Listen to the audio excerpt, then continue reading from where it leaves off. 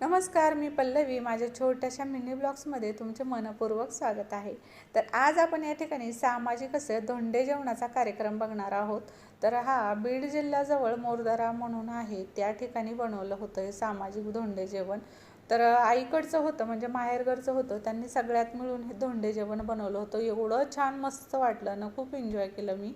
आणि तुम्ही तिथलं जे मोरदऱ्याचं ठिकाण आहे ते तर खूप छान आहे. आणि त्या ठिकाणचं वातावरण पण एवढं मस्त आहे ना. मोरदरा नाव मोरांमुळं पडलेलं आहे, कारण तिथं खूप सारे मोर आहे, झाडी अशी मस्त. बघा किती छान वातावरण. एवढं ऊन होतं वरतून, पण जाणवलं सुद्धा नाही. खूप मस्त वाटलं. आणि एवढ्या उन्हामध्ये मी सुद्धा तिथे बाळाला घेऊन गेले होते.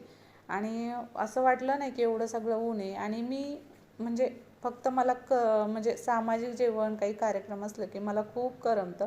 तर मी अशा ठिकाणी संधी मिळाली तर मी सोडत नसते, जातच असते. तर चला मग आज आपण धोंडे जेवणाचा हे कार्यक्रम बघूयात. आणि खूप छोटासा मिनी ब्लॉग शूट केलेला आहे, शॉर्टमध्ये आहे. तुम्हाला फक्त शॉर्टमध्ये शेअर केलेले, पूर्ण डिटेल्स असं शेअर केलेलं नाही. तर इकडे धोंडे जेवणाचा कार्यक्रम असल्यामुळे स्वयंपाक चालू होता. मी सकाळी 8:30-9 वाजता इथे आले होते.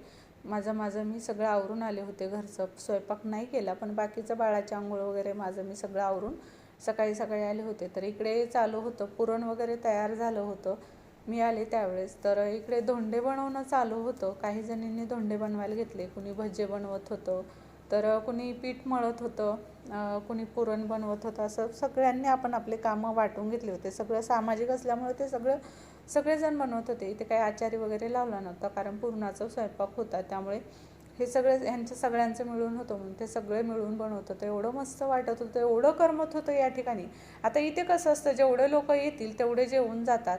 तर असं मध्ये जर गेलं तर जास्त गर्दी नसते, त्या हिशोबानं स्वयंपाक बनवला जातो. पण जेव्हा श्रावण महिना काही असेल असं मोठा कार्यक्रम, तर तिथं भरपूर जास्त लोक येतात. त्यावेळेस जास्त प्रमाणात स्वयंपाक बनवला जातं. जसे लोक येतील त्यानुसार स्वयंपाक बनवला जातो. तर आजचा स्वयंपाक हा 50 ते 100 लोकांचा असेल, असं अंदाजा सांगते बरं का. मला कन्फर्म माहिती नाही आहे, कारण आजच्या ठिकाणी म्हणजे आज कुणी येणार होतं असं माहिती नाही. पण जेवढे लोक आले तेवढे जेवून गेले बरं का. तर इकडे चहा बनवणं चालू होता काकांचा. आणि मस्त मोठी चूल पेटवली होती पोळ्या बनवण्यासाठी. त्यावरती मोठा तवा टाकला होता, कारण एवढ्या मोठ्या तव्यावर बऱ्याच एकत्र पोळ्या भाजल्या जातात. तुम्ही 4-5 जरी पोळ्या बनवल्या किंवा 9-10 जरी बनवल्या तर एकाच वेळेस भाजल्या जातात. मग मोठा तवा टाकला होता. दोघी-तिघींनी मग त्या पोळ्या लाटून भाजल्या होत्या. तर बघा किती मोठं किचन आहे, एवढं मोठं किचन आहे. त्यानंतर तिथे एक्झिट फॅनसुद्धा लावलेले आहेत.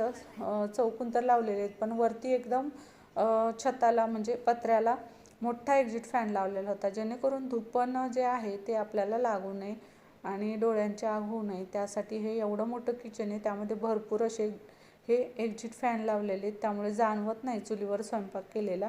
आणि हे बघा मस्त असे काकू भज्जे तळत होत्या. तर मला भज्जे बघूनच असे लगेच खावेसे वाटत होते, पण नैवेद्य बनवायचा राहिला होता.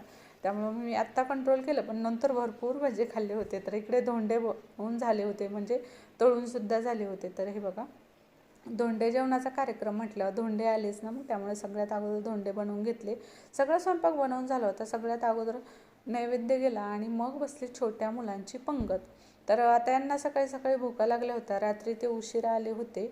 आणि मग सकाळी लहान मुलांचं कसं असतं, 10-11 वाजेपर्यंत जेवायला हवं असतं. तर आता जवळजवळ 11 वाजले होते, म्हणून मुलं अगोदर जेवायला बसवले. आणि मग त्यांना अगोदर सगळ्यात जेवण दिलं. इकडे मुलं बसले, लगेच बाहेर माणसंसुद्धा बसले होते मोठे. सगळ्यात शेवटी ज्या बाया आहेत, ज्यांनी स्वयंपाक बनवला त्यांनी जेवल्या बरं का. ज्यांनी बनवलं त्यांनी शेवटी जेवून, असं म्हणजे कुठेही असतं, तर ते शेवटीच जेवल्या बरं का. आणि राहिला माझा प्रश्न, तर मी काहीसुद्धा करू लागले नाही. मी माझ्या पिल्लूलाचं खाऊ भरवला, तिला घेतलं आणि तिच्याबरोबर भज्जे एवढे भज्जे खाल्ले ना मी मला नंतर जेवासंसुद्धा वाटत नाही. बळच मग 1-1.5 पोळी खाल्ली, म्हणजे भूकमूळ झाली म्हणून. भज्जे खाल्ल्यामुळे मला तसं झालं का गरमीमुळे झालं माहिती नाही, पण मी घरी आल्यावर परत एवढी जेवले ना, घरी डब्बा घेऊन गेले होते मी. तर इकडे चला, छोट्या मुलांची पंगत बसली होती. हे सगळे भाची म्हणजे भाच्या आहेत बरं का. आणि हे बघा, बाहेरचं जे परिसर होता तिथे माणसं जेवायला बसले होते. थोडंसं किचनपासून दूर आहे.